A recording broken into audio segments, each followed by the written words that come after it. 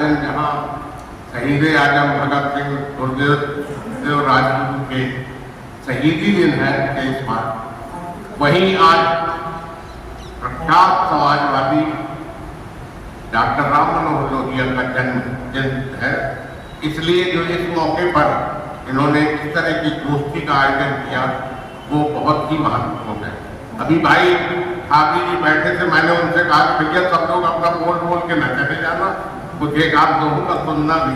तो कहने लगे नहीं भाई साहब मैं सुनूंगा आपका, लेकिन चले गए।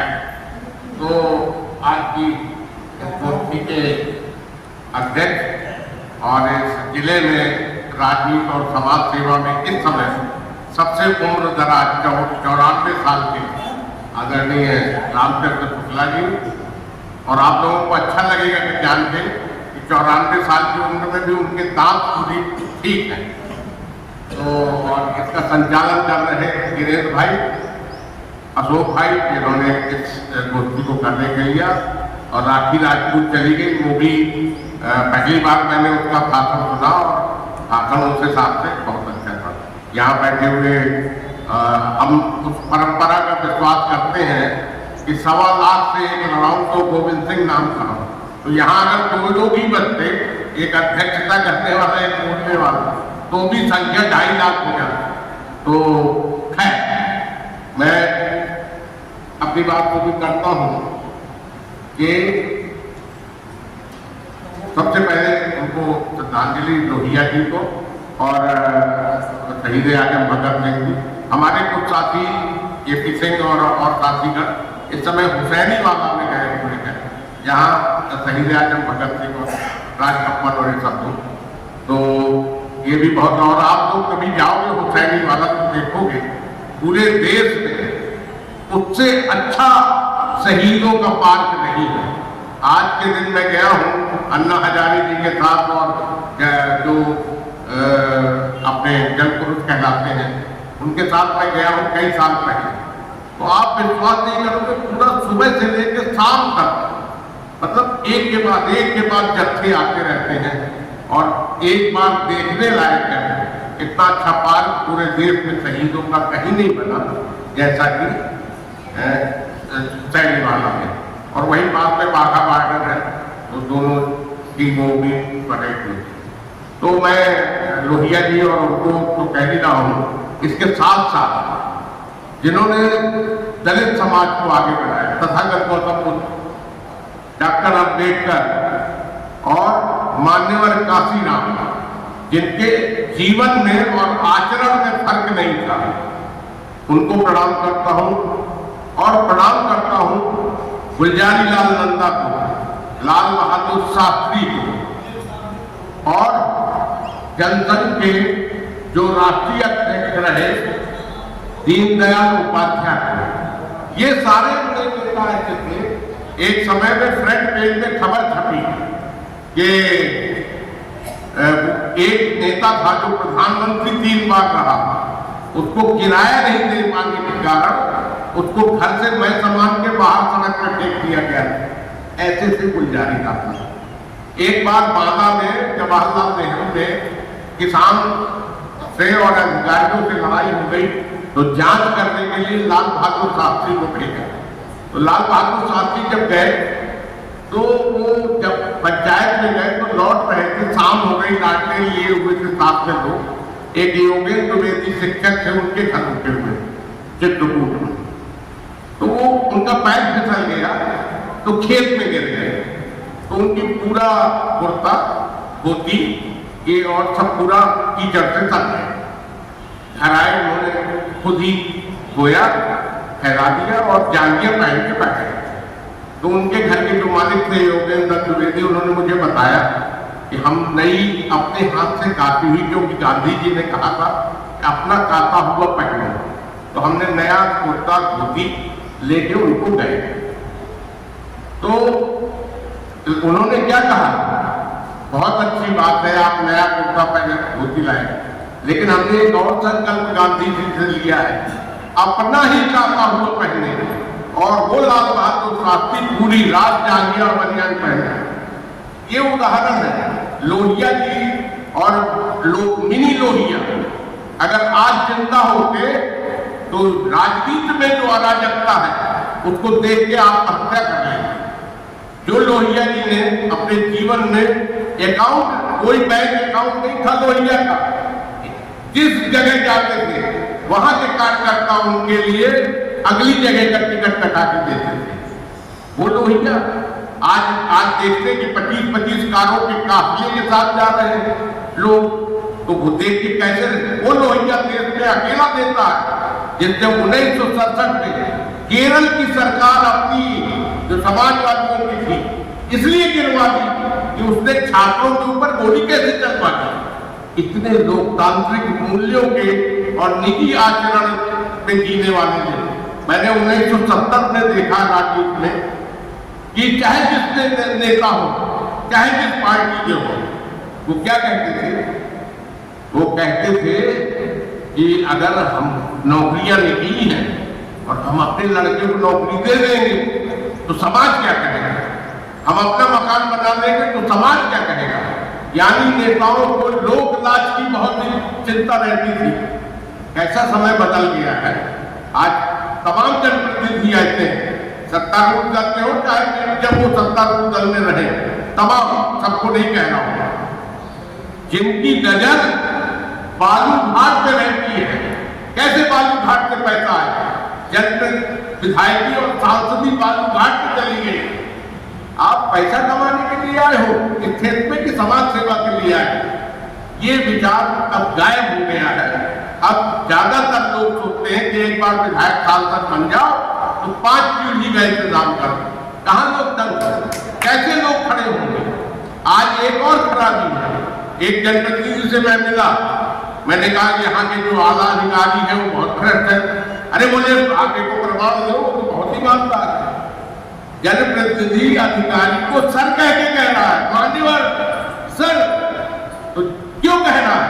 क्योंकि तुम भ्रष्ट हो चुके हो, इसलिए अधिकारी को तुम सर सर कह रहे। यहाँ पे वो भी नेता लोग हुए हैं, चाहे चतुर्भुज शर्मा हो, चाहे शिवसम्पत्ति शर्मा हो या अन्य नेता, जिनके एक फोन पर डीएम हो या कोई उनके पास आने को बाध्य हो जाता है। कहां चला गया वो कैरेक्टर? क्योंकि हमने वो चरित्र धीरे धीरे खोया। मैं आज आपके सामने चेतावनी देते हुए कहता हूं, मेरी 50 साल की पत्रकारिता है, एक भी नेता, एक भी अधिकारी कहते कि 2 रुपया में शर्मा को दिए, उसी दिन में आत्महत्या कर लूंगा। आपके आचरण में, मैंने संस्थान के लिए किया होगा विज्ञापन, आपके आचरण में अगर पवित्रता नहीं होगी तो आपकी बात समाज में प्रभावी नहीं हो सकती। ये है आपकी बात।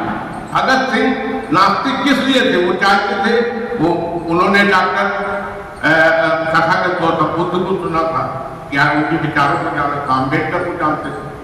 तो सवाल ये है कि अगर आप जात में रहोगे, आप भेदभाव रखोगे, आज ये लोग इतना राम नाम की बात करती है भाजपा और संघ, जिस हिंदू समाज में सबसे ज्यादा 600 सैकड़ों साल तक हिंदू धर्म को किसने उठाए रखा? दलित महिलाओं ने और लोअर ओबीसी महिलाओं ने। आप जाइए चित्रकूट, आप जाइए बनारस, कौन महिलाएं हिंदू नारियल लेके परिक्रमा करती है? वो कोई सवर्ण की महिला नहीं मिलेगी, वो ज्यादातर दलित की मिलेगी और लोअर ओबीसी। तो जिन लोगों ने पूरे जीवन तक पूरे हिंदू समाज को उठाए रखा है, वहां वो है। मैं कई बार भाजपा के नेताओं से मिलता हूँ तो मैंने कहा, हमारे मित्र हैं श्री रामपाल और तमाम उस समय के भारती जी, मैंने कहा बसपा के शासन में मैंने देखा था कि मंत्री के बेडरूम में 100 दलित आदमी बैठा हुआ है। आज कल्पना कर सकते हो कि कोई भाजपा का हो या सपा का मंत्री हो, उसके बेडरूम में 100 दलित बैठता है? बदबू आती है लोगों को, गरीब लोगों से। कैसे आप उनकी बात करते हैं? तो सवाल ये है कि जब तक आपके आचरण में नहीं है तब तक समाज नहीं बदलेगा। जब तक आप दिखावे में करोगे, पैसा कमाना चाहोगे और समाज सेवा का लेवल लगाओगे, तब तक समाज में परिवर्तन नहीं होगा। लोहिया और भगत सिंह समाज में वास्तविक परिवर्तन चाहते थे, इसलिए उन्होंने किया। एक और उदाहरण देकर बात खत्म करता हूँ। अशोक गुप्ता, वीरेंद्र सिंह और सब लोगों ने मिल करके जनसंघर्ष मोर्चा बनाकर हम लोग भी थे। और उसका भाव ये थी कि जनसंघर्ष मोर्चा उन लोगों की आवाज बनेगा जिनकी न प्रशासन सुनता है न नेता सुनते। पत्रकारिता का भी यही फर्क है। पत्रकारिता ये नहीं सिखाती कि तुम अधिकारी की चमचे बन जाओ, नेताओं के पीछे घूमो। वो कहती है कि असली पत्रकारिता वो है जिसका कोई नहीं सुनता, उसकी आवाज।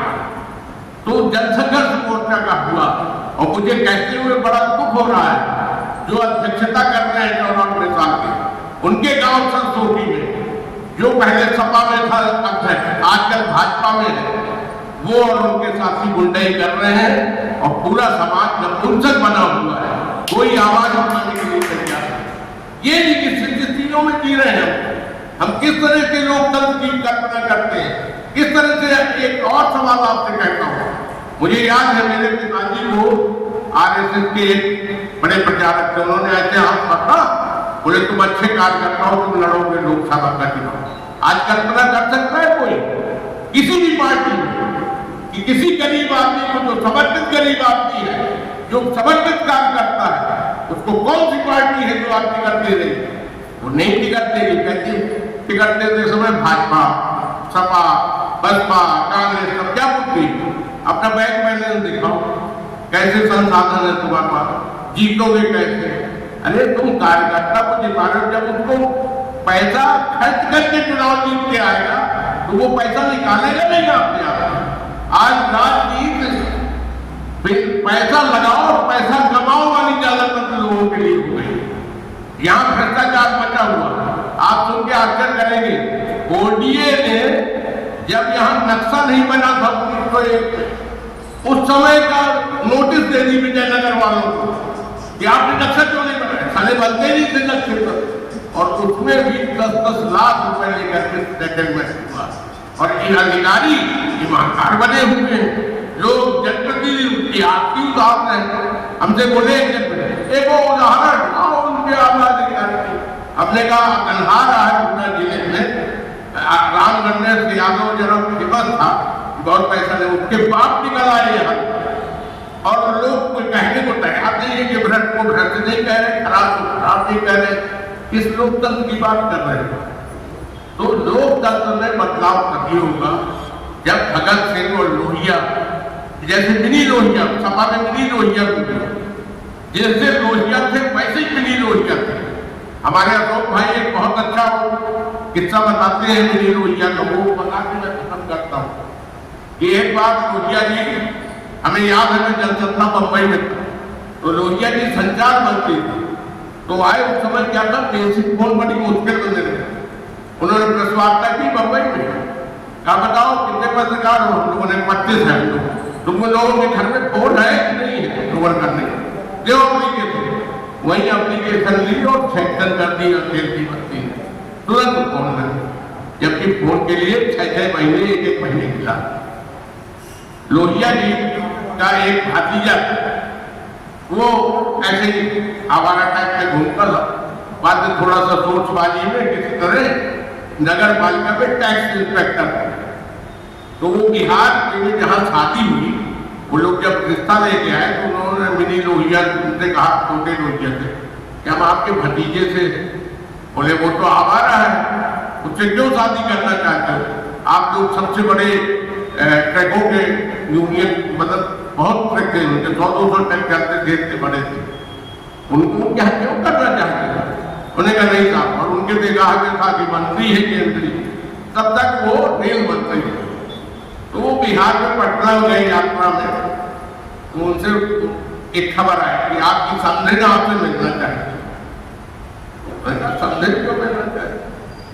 तो खैर गए, उन्होंने पढ़ते की ओर से कहा कि हम ये चाहते हैं कि हमारा दामाद हर घंटे कुछ न कुछ कमाए, हर घंटे कुछ न कुछ कमाए।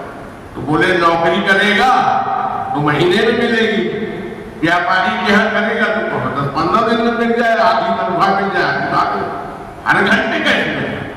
फिर अचानक उनका दिमाग में है कि अरे ये लोग जो व्यापारी लोग, बोले हाँ समझ गए, हर घंटे में। उन्होंने कहा तू रंडी बन जा, इसको बनाने भगवा, हर घंटे पैसे आएगा। ऐसे लोग थे वेदांत चंद्र जो बात कहते हैं। आज कितने नेता बने हैं जो अपने से लेकर के दूसरे के लिए बेलाग ढंग से बात कर सकते हैं, जिनकी नजर पैसे पे न जाए, आचरण इनका अच्छा हो, उनके बल तो होता, नकलीपन से कुछ नहीं होता। मैं एक से 4 महीने पहले खत्म करता हूं अपनी बात कि सबके अच्छे और बुरे मन देखे गए, सबके अच्छे और बुरे मन देखे गए, कई चेहरों पर गबन देखे गए, कल तलक जिनके घरों में लोहे की कील तक न थी, उनके घुटने में आज सोने के बटन रखे गए।